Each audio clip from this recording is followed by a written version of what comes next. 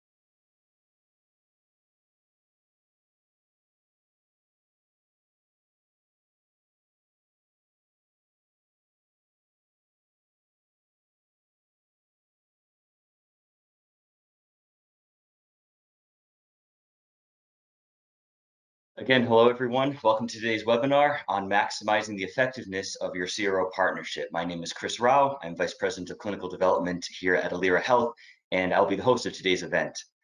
Before we get started, I'd like to go over a few items so you know how to participate in today's event. So a few things to go through. Please be advised that all participants are muted. However, you can still engage with us by asking questions. You can do it by typing your questions into the toolbar. You may send your questions at any time during the presentation, and we will collect them and address them during the Q&A session at the end of the webinar. Today's webinar is being recorded, and you'll receive a follow-up email within 48 hours with a link to view the recording. Now, before we move to the actual webinar, let me say a couple of words about Alira Health. So Alira Health is a healthcare advisory firm which takes a life cycle approach to the development of novel medical devices, diagnostic digital health products, and pharmaceutical products. So the goal of Alira Health is to offer a continuum of services always focused on engaging patients in the life cycle process and backed by a strong focus on technology. So we do this by providing data and tech-enabled services, again, under a holistic approach umbrella. Relative to today's conversation, Alira Health also includes a full-service regulatory and clinical CRO practice, which focuses on medical device, regulatory and clinical trials, as well as phase 1 through 3 clinical trials and post-market trials as well. This said, let me move to a presentation of myself, the host of today's webinar, and also our guest speaker. So as I mentioned, I'm Chris Rao, Vice President of Clinical Development with a healthcare industry focus, 15 years of experience in the management of clinical trials and regulatory affairs, both in the medtech and pharmaceutical markets internationally, and based here in the US in our Boston office. We also have with us Catel Bernois, Director of Statistical Consulting at Alira Health. Catel has also more than 15 years of experience in the pharma and biotech industries. She's worked with cross-functional teams across all phases of development programs. That includes designing, analyzing, and reporting of clinical trials with a focus on statistics and data management, as well as building dossiers for EMA and FDA, as well as national health authorities, including IND and NDA interactions. And Catel holds a master's degree in biostatistics. So we're very pleased to have Catel with us today, speaking about today's topic. So I'll wrap up here and turn things over to Catel. The floor is now yours. Thank you, Chris. Thank you for the introduction, and thank you everyone for joining us today. So here is the agenda of our talk today. So I'm going to go through a quick introduction, then we'll see the key components to build an effective CRO partnerships and why and what are the benefits of a strong CRO partnership. Then how to assess the effectiveness of your partnerships, and then we'll have some time for a Q&A session at the end. First of all, let's start with an introduction. So as a first step, let's have a look at the things you need to consider when implementing a partnership. First of all, why? Are you looking for a long-term or more short-term solutions? Do you need additional expertise, additional resources, or do you just want to broaden the experience or the resource pools that you have internally? Then what? In which format are you thinking to start your partnership? You can have different models, either a functional service provision or FSP, full service for some of your clinical trials. You can pick one of many vendors or one single vendors. And you could also think about delegating your oversight, so like managing your other vendors. So these can really take different formats. And then what is at the core of implementing a partnership is how. How do you want to implement a partnership with a CRO? Do you want to move away from a transactional business model where each project is put out to bid and selected independently and really build something where investment is required from both organizations at all levels? And then building your relationships that will really be actively managed with regular reviews and changes to plans, which can take into considerations all the ongoing learnings of the relationships. And building on two key topics that we'll cover a bit later in the talk, regarding ways of communicating and communications, and also the governance. One thing to take into consideration when you start a CRO relationship is really the common challenges that we see. In all recent surveys that we see within our industry show that the common pitfalls in all CRO sponsor relationships are mainly related to three common topics. One is communication, two is lack of oversight, and three is escalation process. And one way of addressing these challenges is through the development of partnerships between sponsor and CRO, which has proven to be an effective model when this is properly introduced. And this is what we'll see and share some best practices that we've been working on at Alira. So how to build an effective partnership? Then it all starts with governance. So why do we need a governance and what is it? So for those of you that are a bit unfamiliar with the governance concept, then simply put, it's a way in which a group of people agrees to work together. And when you have a proper governance structure, then it creates an effective framework which will help you meet your business objectives and also allow all the team members from both the CRO and the sponsor side to have exactly the same understanding on how they will function and work together. So here at Alira Health, we have been implementing governance across projects for quite a while now, and we drive it from a governance plan. And here are the items that we cover in our governance plan. So it goes through some general information like the resources that you plan to assign, their contact details, and especially what are their responsibilities. And this goes for both sides, both the CRO and the sponsor side. Then which quality system is your governance based on? Which systems are you going to use? Which processes and procedure, should it be the CRO one or the sponsor ones? And then most importantly, what are the trainings that will be required from both sides to make sure that everybody has the same level of understanding? Then one key item that we will be developing a bit later in the talk is the communications. What are the communications pathways? How is the issue escalation process managed? And potentially how the serious breaches will be managed as well. Then from a monitoring perspective, what are we be looking at to monitor the governance and the partnership? From a workload planning perspective, so a resource assignments, then on the deliveries and the timelines, but also on risk management. So what are the risks and what are we putting in place to cover the risk and make sure that the quality at the end is here? Then the metrics and KPIs that will be driving the partnerships and the governance, and then all the documentations that will be required across the time of the partnerships. And last but not least, also some practical and logistical aspects, for example, on finance and administrations, how the changes and the different invoices and payments will be managed. And also from a contractual perspective, how all the change orders or anything that will need to be may need to be put in place will be managed. The key things regarding governance plan is that each section really needs to be tailored to the way you want to build your partnerships between the CRO and the sponsor, because one size doesn't fit all.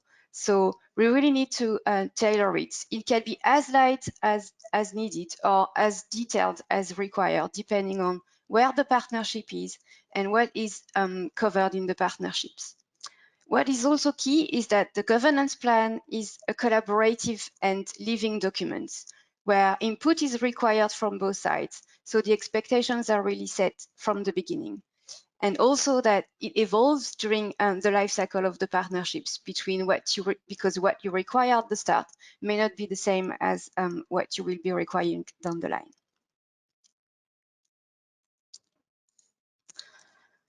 One important point regarding the governance is that it should really be applied across all levels of both organizations. So from the project level up to the executive level, with potential intermediate portfolio level, and each of these levels will have to focus on specific areas. For example, at project level, the focus will be really on monitoring project deliveries and milestones. And this should be the level where all functional leads and project manager will act and interact together. Then you have the portfolio level, where this is more on operational management and program management level. This will act a bit like a steering committee, focusing on the portfolio status, the resources, but also some other operational aspects. And then the executive level. This is also important to have this governance at this executive level with executive representative from both the sponsor and the CRO. And they will focus really on the strategy, the roadmap, and potential new innovations and initiatives that needs to be brought in the partnerships. All of that will have to be described in the governance plans, and you also have an escalation pathway that will be derived from that. And this, by implementing this at all levels, will really ensure that you have an investment from both companies across the board, and that you will facilitate the adherence of the partnership from all team members.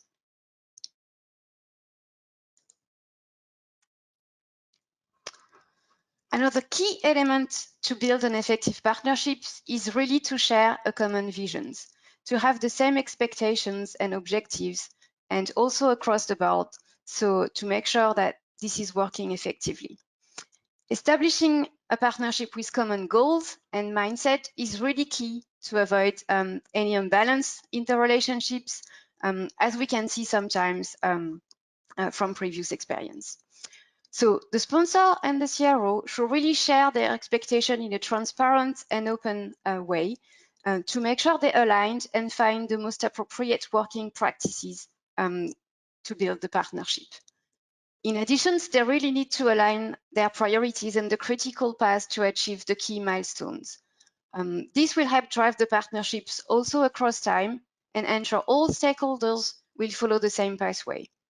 Something to keep in mind is that timelines should really be realistic and also allow for quality deliverable. This will really help focusing the teams on important activities and avoid any delay and waste of resourcing. Something that is also important to have is clear accountability, because the idea is really to make the best of both expertise, both on the CRO and the sponsor side, so that everyone knows what they have to do and have clear expectation and accountability for building the partnership. Something that we see also more and more often is really moving to an agile working practice. So this will help both organizations to allow for quick updates and improvement, and also to have better targeted solutions to ensure the most efficient partnership. One thing that is quite interesting is that by building a partnership, you can also integrate all the learnings and lessons learned you have during the partnerships, which is really a bit of a change readiness mindset and can really benefit achieving your goals down the line. And this is particularly true when working with smaller organizations and in the environments that we are in, where response times are usually shorter, and we really need to be at the top of everything.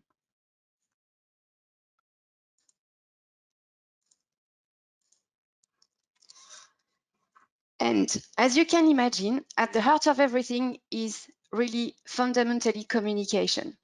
This is often the root of many problems, and it's not always because there is a lack of communications, but sometimes it's because there is a lack of effective communications.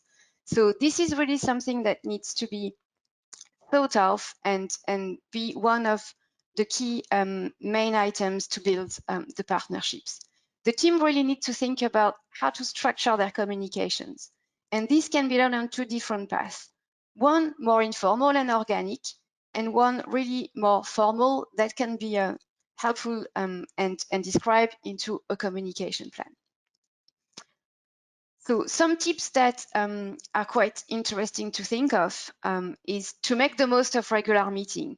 For example, by circulating agenda prior to the meeting, so the team really have the time to prepare and address any questions up front. Then it's really also to define who is the key stakeholders, because not everyone needs to be at every meeting. So it's really key to define who needs to be where for which decision. This is something that will allow for a quick and effective decision-making process. Then what can also be done is really to think about the ongoing communication. Sometimes it's really easier to pick the phone and discuss some topic rather than having tons of meetings to agree on some items. But what you really need to be careful about is also that to document your decision. So that key decision should probably be at least confirmed during meetings and documented, so everyone has the same understanding on what have been the decision making. So by building a successful communications, whether informally or formally, this will really help the teams to work together and function in a transparent and trustful manner.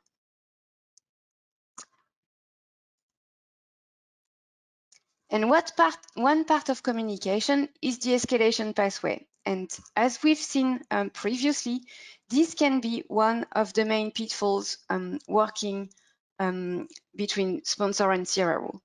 So one important area is to think that escalation pathway doesn't have to be seen as negative, because sometimes it may be that more senior colleagues will be able to make prioritization or decisions, or maybe authorize additional resources to be pulled into the partnership, or just see the situations with fresh eyes.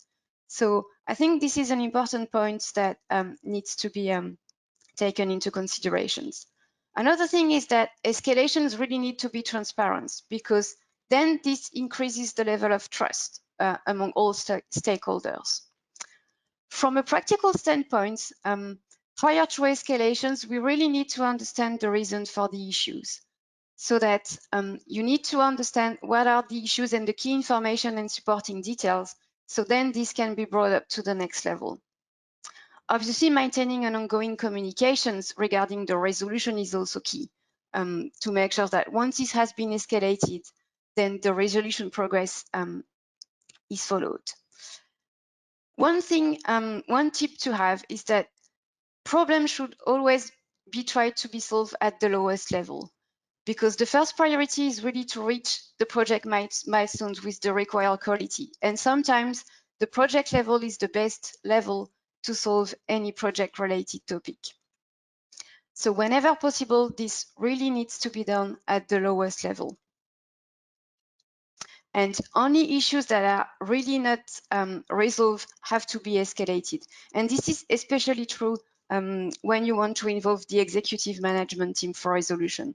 This should really be the last level of issue escalation and really focus on important issues that needs to be strategically aligned.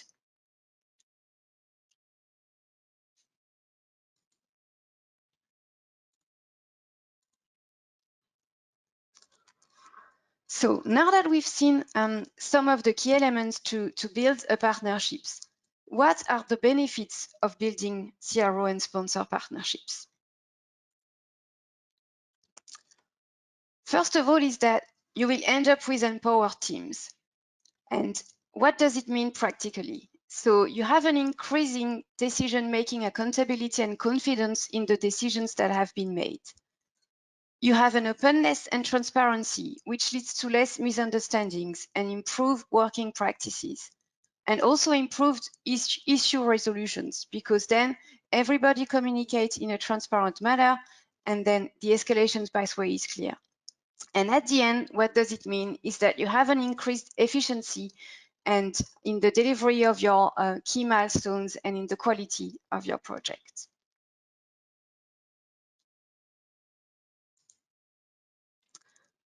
One thing to keep in mind also is that it allows you to really have an effective oversight. And this is in light with all the recent regulation, and especially the ICH E6R2, where the ultimate responsibility for the quality and integrity of the trial always resides with the sponsor.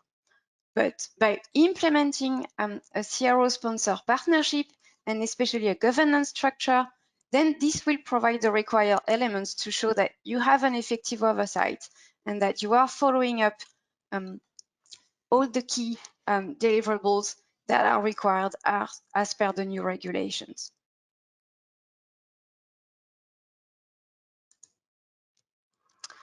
Then practically, what does it mean to have a CRO sponsor partnership?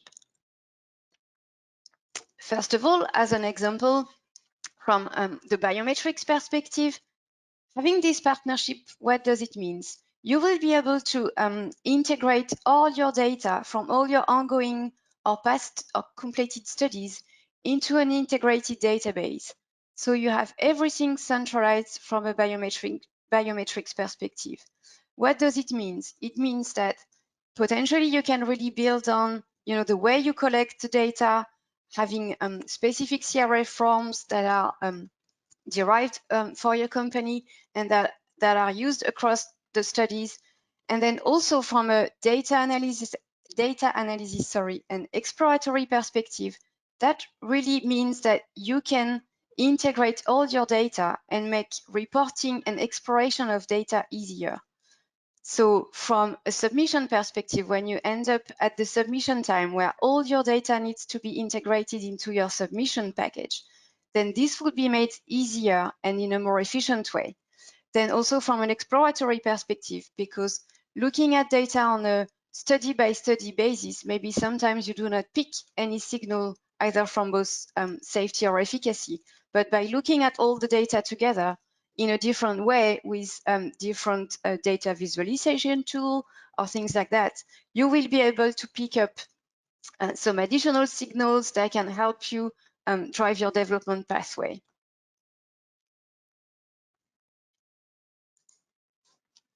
Then from a clinical operations perspective as well, depending on the phases of your clinical studies, and if you start building the relationships earlier on, then the CRO team builds the relationship with the sponsor, but also with the sites, and this can evolve over time. Then, of course, as in all the other functions, the knowledge also builds over time. So you get familiarized with the drug, with the product, and that really increases during time. And as I said previously, all the lesson learned that has been acquired during the process can really be reintegrated into the other phases of the drug development.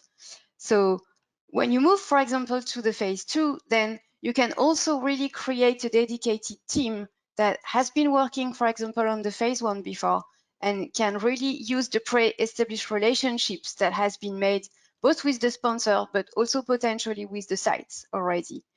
Then from a protocol or study design perspective, then you can really refine that and having input from the lessons that you learn from the phase 1 and all the knowledge that you've acquired during the start of the partnership. And you can also highlight, the well-performing sites and really build on the relationship with the specific sites that you think would really help you build onto the phase 3 and your overall clinical development program. And then when you move on to the phase 3, then obviously the knowledge base continues to grow, and there is really a joint leverage between the sponsor and the CROs. That goes for the team, but also for the sites. And you can also highlight some, for example, key opinion leaders or key sites that will help you drive your phase 3 and your clinical development program. Obviously, the more you build the partnership in terms of durations and everything, then it allows for easier transition and management, because the team know each other, and also the team know the product, and the ways of working are really connected. So there is a really tight connections between the team, which in the end translated to a more efficient and quality-driven deliverables.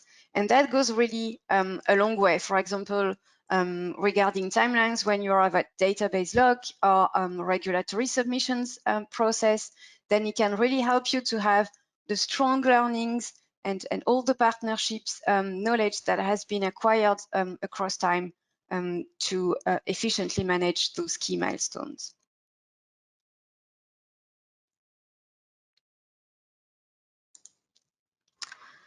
Then one thing to consider as well is also how you're going to assess the effectiveness of your partnership, because what you really want to get out of partnership is that it really works and helps you build your clinical development program. So as any relationship and partnerships, you can focus on metrics and KPIs that are project or deliverable focused. So you can really look at the traditional KPIs like achievements of timelines, or maybe on the quality of the deliverables, like the number of reviews that are needed for a certain document, or from a data perspective, the number of comments or queries that are posted on your data, or for example, the time to query resolutions. So that these are the traditional KPIs that we can use. But here at Halira, we also strongly believe that the ones focused on people are also key, because to promote and support a collaborative environment, then the people are key. So when we assess the success of our partnership, we also focus on soft and behavioral KPIs, because the people are really the mechanism to achieve those deliverables. So now I'm going to show you an example of what we have been developing in our governance and partnerships, and some items that we really measure to see the success of the partnerships. So what we have defined is we have defined 8 attributes to critical success factors. And you can see these attributes on the screen. These are accountability, empowerment, participation, stability, responsiveness, effectiveness, transparency, and impartiality. So each of these characteristics are really linked to positive behaviors that we want our teams to demonstrate, and that we believe that demonstrating this behavior will also help in managing the partnership. So these were all initially developed for FSP relationships, where we really wanted the teams to feel empowered to make decisions and to question the norm and add values, being confident and comfortable with the clients and the project teams. But we believe that when building a partnerships, this is also what we want to feel. We really want to feel the team empowered to make decisions and suggestions to make things work as best as we can. So these factors really also apply at all levels of the partnerships. As I've shown you before, because we set up the governance at all the different levels, we also want to assess these critical success factors at the 3 different levels, because it makes sense to ensure that it doesn't always has to be on the project level, but also the intermediate portfolio level, that things can really be critically successful. And here I'm going to show you an example, a business case of our relationship management that we've implemented with some of our clients with whom we've built relationships. the idea is really to have scheduled governance meeting as per the governance plan. And before each of these meetings, each organization, both the CRO and the sponsor, we really look at this critical success factor and put a mark from 1 to 5, 1 being unacceptable and 5 being the most optimal, to really indicate the performance. And doing that across time, maybe 3 or 4 times a year, depending on where the governance is and how you implement your governance structure, and review that. We really create discussions and maybe stimulate areas of improvements and lesson learned that can really be reintegrated into the governance and into the partnerships to make sure that if ever anything is not going so well, then it's really tackled and looked at. It also really highlights what is working well, and it's also important to celebrate successes. So when we see that some critical success factors are working really well, this is also something that we should celebrate. And if I grow this particular example, you can see that the CRO score is on average 4.25 versus 4.37 for the sponsor score. And this shows really also a good alignment. And what something that we really want to see is also the alignments in terms of assessment between the CRO and the sponsor. Because if we have misalignment, then that's also something that needs to be discussed and maybe looked into further details. And here, for example, in this example, you can see that maybe the accountability is something that needs to be looked at because it's marked a bit lower than the rest. But this is something that we've done as a practical tool to also assess the partnerships in addition to traditional key performance indicators, which are a bit more related to project and partnerships deliverables.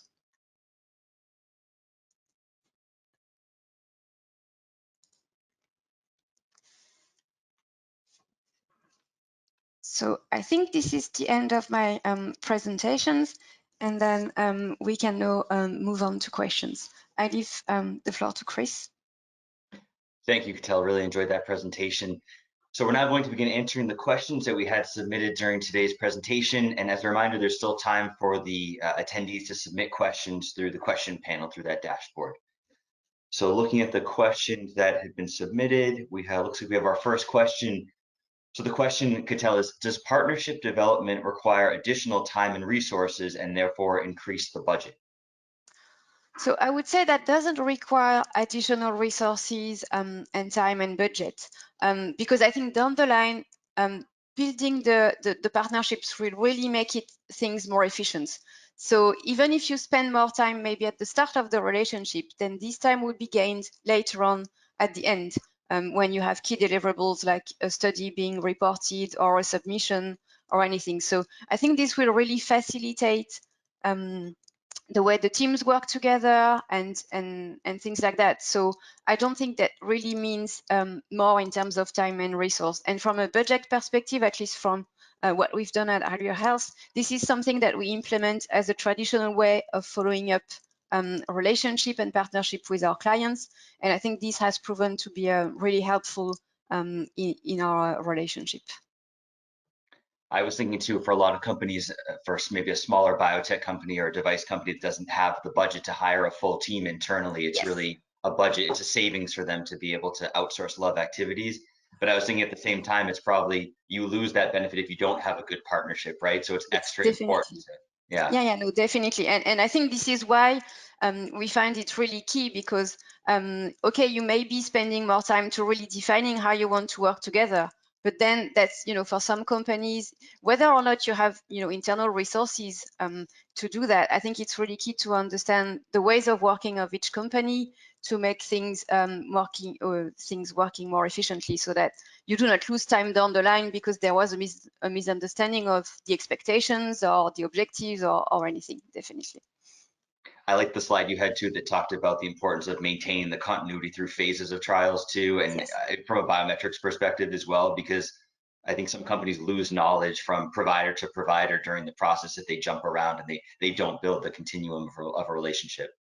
Yeah, I think this is one of the key aspects. So from a training, but also a product knowledge, because we have more and more products which are really complicated and have a lot of features. And I think building on that knowledge, and because you've done, for example, your phase 1 trial, and you looked at the data, and you also discussed with the sites from a clinical operations perspective, you really understand, all the background information better.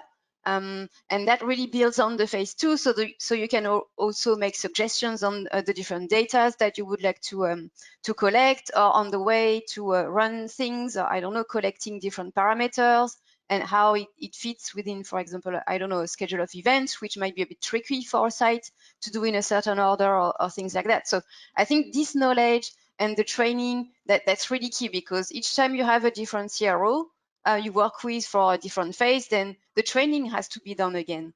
Then obviously it takes time to really comprehend the whole package of your product, from the information you have in the investigator brochure and everything.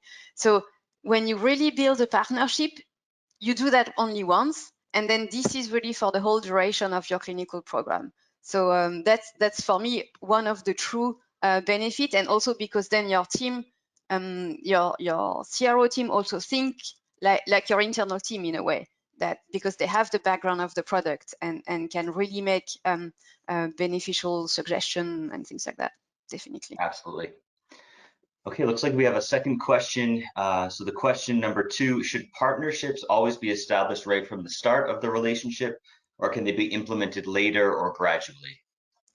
So that, I think, obviously, if you can start it right from scratch, it's always better, because then you, even if it's a light partnership at first, because sometimes you only have, for example, one study and it's a phase 1 study, and it can really start as light as you want, but having already a shared vision and common goals between the client and the CRO, I think it's really key, because it really sets the partnerships on really great grounds, and then you can build upon it.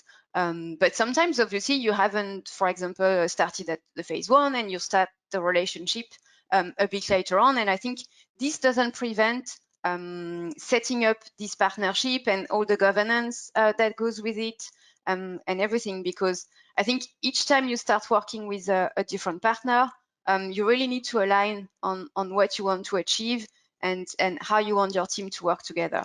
So from my perspective, it's always best if you start from the beginning, but you can always set up that down the line.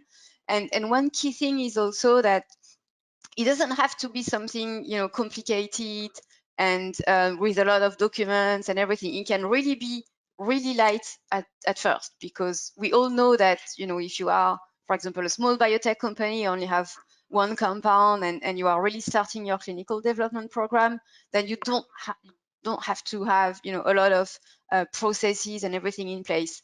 But I think setting the ground, at least on the shared vision and how you want things to work, I think it's always better, even if it's a really light approach. And it's probably never too late to put even like a simple governance plan in Yeah. place or something even midway through a program, right? Yeah, definitely, because I think it also helps the team to really understand what is expecting from them, and on both sides, because the idea is really that you have a CRO for something that you will not be doing in a way. So it's because you don't have enough resources, or you don't have that specific expertise, or things like that. So I think it always helps to have the structure in place, and especially, for example, from a communications perspective, because you really need to set the communications pathway. So who is going to decide on what, which type of communications you will have, who are going to be the key stakeholders for every specific areas. So as you said, even if it's really late, I think it's never too late somehow. Yeah, excellent. Looks like we have one more question. It says, can this approach also be implemented when there are several partners in different areas of expertise? Yeah, definitely. I think as we've seen, you can set up your partnership in different ways. So you can go with a single vendor for everything, like a full service CRO, but you can also choose to have specific dedicated CROs for different areas.